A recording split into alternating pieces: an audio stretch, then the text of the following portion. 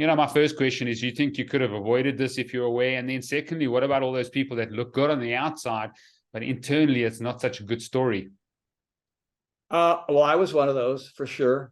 I wasn't dealing with anything that I was going through. I mean, I remember I had a plyo session here at my house on a Wednesday night, and I was just barking at everybody. I mean, everybody was kind of chatting and dogging it. And typically I would say, "All right, everybody, come on, let's go, let's gather together. We want this thing to turn into a 2-hour session. Let's get going." Especially when 14, 15 people show up. You know what I mean? Oh, I haven't seen each other in a week. And usually, I mean, most of the time I'd be pretty cool about it, because I remember the days of when my coaches were barking at me and how it just stressed me out, and it didn't help my performance at all.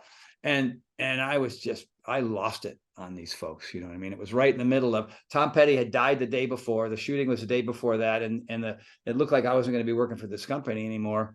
You know what I mean? And I just lost it. And that lingered for weeks. Little bouts of anger, and then finding some sort of way to, calm down. I just didn't have that information in me. And I think the same thing happened to a lot of people. A friend of mine is a long distance runner, like 500 miles, and, the Death Valley run. We start the Death Valley to run all the way up to Mount Whitney. I mean, this guy, my friend Rami Gondor, is just a beast. And he got COVID, and he got, like this guy, resting heart rate of 38, you know what I mean? And just ripped and lean and super clean. And he had his own business. And this was that guy on top of the world. And he got COVID, and he got destroyed.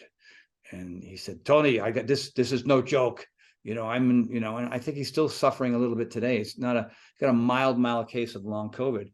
And a lot of it had to do with the fact that he was just, like you say, he was just running himself into the ground. And he ran his own business, and that was stress there too. So, and a lot of people, I get regular blood work every 6 months now, you know what I mean?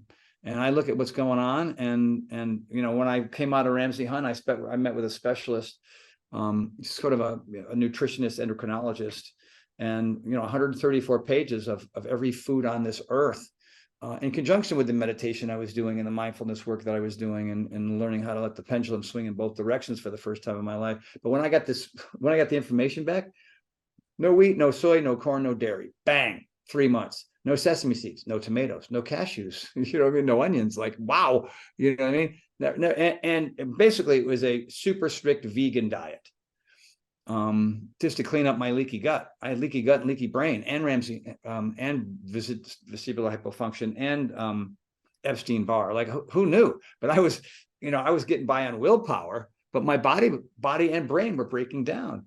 And I got that list. I started to do the mindfulness stuff. And my knees didn't hurt anymore. My shoulder didn't hurt anymore.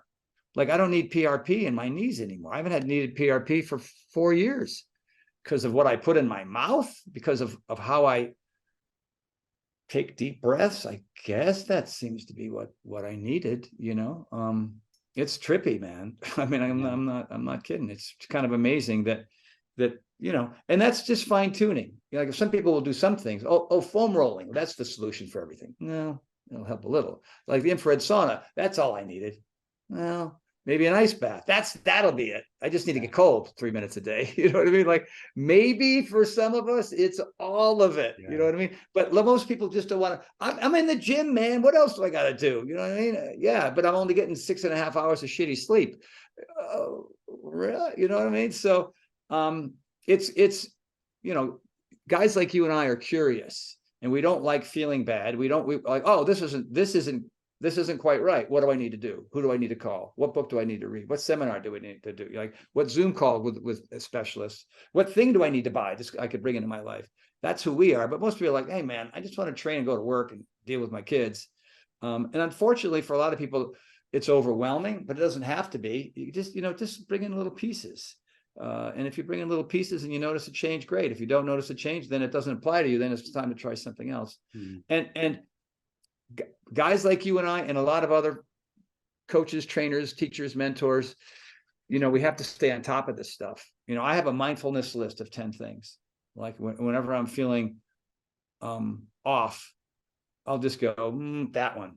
You know what I mean? And I'll tell everybody, no more emails, no more phone calls. Let me just get in my cold plunge. That's what I need right now.